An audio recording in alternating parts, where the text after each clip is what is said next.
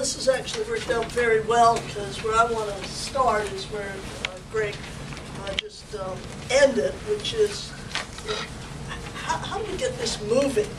And I think about when I first got involved in left politics, in socialist ideas, and was in the 60s, and we were faced with a real concrete idea of what annihilation would mean.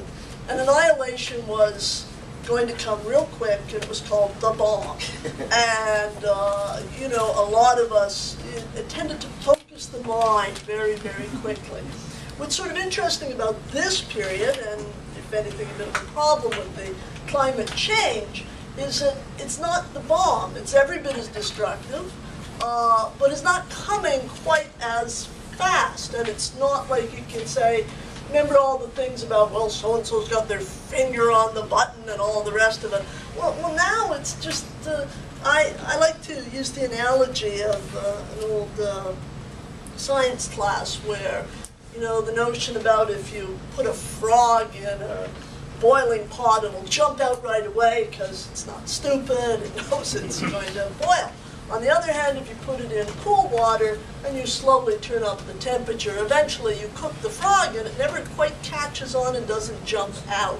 And so we're now the cooked frog. We're in the process of cooking and it's getting hotter and hotter. So the issue is, though, for us, is sort of the, you know, philosophers have imagined the world in various ways. The point, however, is to change it. So how do we move from these very good ideas to some sort of implementation? And the implementation can't be the beauty of our ideas. Because that was true before. That was true in the 30s, as Jeremy pointed out. That's a beautiful idea that didn't get implemented. So how do we start to transform people's belief in the possible? Because that's the sort of period we're in, where people just don't believe things are possible. Before there was an Occupy Wall Street, a whole lot of folks in this country and elsewhere absolutely knew they were screwed by the financial sector, absolutely knew who to point their finger at, but just didn't feel. It's like the early days of the women's movement. It was sort of like, I must be the only one in the world who thinks this, right? But what Occupy did was it galvanized. And so people said, well, I'm not crazy. Everybody thinks this. We're the majority, yeah. And it sort of galvanized it. Well, if you think about the Green New Deal, the Green Agenda, we need to think about how will it get galvanized. I mean, will we get so hot? Will, you know, will we develop waterfront property in Idaho and then say, I think there's a problem? Or can it happen faster than that? I would maintain it can happen faster than that in a couple of ways. And one way is thinking a little bit, especially with Bob Pullen sitting beside me here, think about the living wage campaign.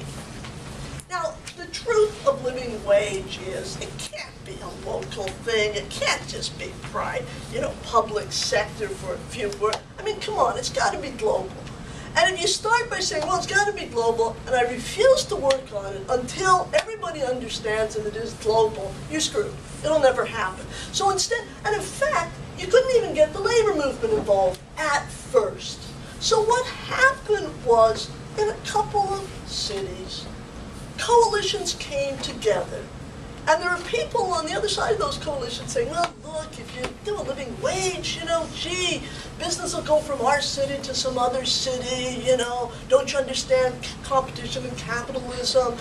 Gee, a living wage isn't enough, we want more than a living wage, you know, and let's spend a lot of time thinking about what the number will be. All of that, but in spite of all of that, really neat coalitions got together. And the process of them getting together was more than just winning a living wage. It was actually engaging in a conversation about, you know, if you work, you have a right to not just a wage, but a wage that represents a living wage. And not a minimum wage, not even a just wage, but a living wage. And so Today, I think you see a lot of folks on the left, etc., who, have been involved in these campaigns, a lot of working people. Today, to raise the notion of living wage in a union, you're not laughed out of the hall anymore. And so what we need to think about is how would a green job agenda work? Obviously, we need the global one. Obviously, we need the big solutions. But if we wait for the big solutions, we will never actually get there. What we need to do is at the local level, start to think about what does a green agenda look like in my community? How would we start it? Who needs to be in the tent? And how do we start to involve them in a green agenda? What's wrong with starting to think about a green agenda that happens at the city level, at the county level, at the state level to begin with? Why? Because the key thing is you want to engage the key players in a community. Who are the key players? Whether the folks who don't talk with each other, which is often the labor movement and the environmental movement. Now, we've got a number of national coalitions, the Blue-Green Coalition, but they tend to happen up here. Down here in the local union, they often don't even know they're members of a Blue-Green Coalition at the level of the international union.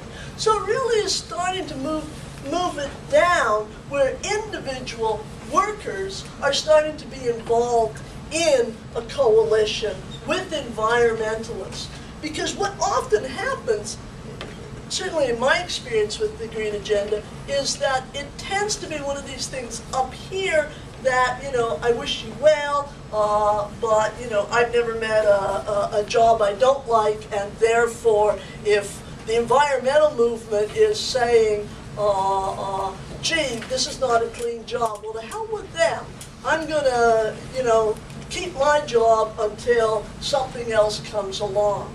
But it's actually being in a coalition together where you start to develop specific projects. Now, some of those projects, I actually think it's a problem with the Green Agenda that the emphasis right now is so trades. I mean, I started, my first jobs were blue-collar female jobs, or blue-collar jobs, because I could read wage levels, and I thought, boy jobs pay better than girl jobs. I get a boy job. But the reality is, we need to spend the time to think about what would be the women's jobs. Yes, not just getting women into construction, into non-traditional work, but looking at, for instance, food. We need a high energy expenditure, but one, thinking more about health, food, caregiving, that also need to be transformed in a green way. It's also very strategic. It brings in a different party to the coalition that can maybe keep the boys in the environmental movement and the boys in the labor movement to play nice by adding the women into the mix about talking about a green community. So, to me, I think that the Green Agenda, the next step for it, actually is to start to deal with it strategically like the living wage.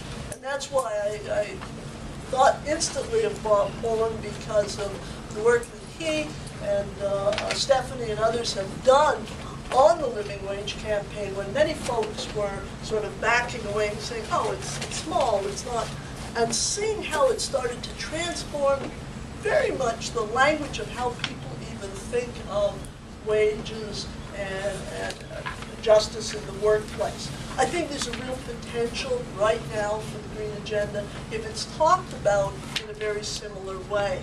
But it's not just having the good research and proposals there, it's actually thinking about how to give these ideas feet. And giving them feet means to start by, at the local level, where you can point to real problems, you can point to real jobs, and tie it together. So, thank you.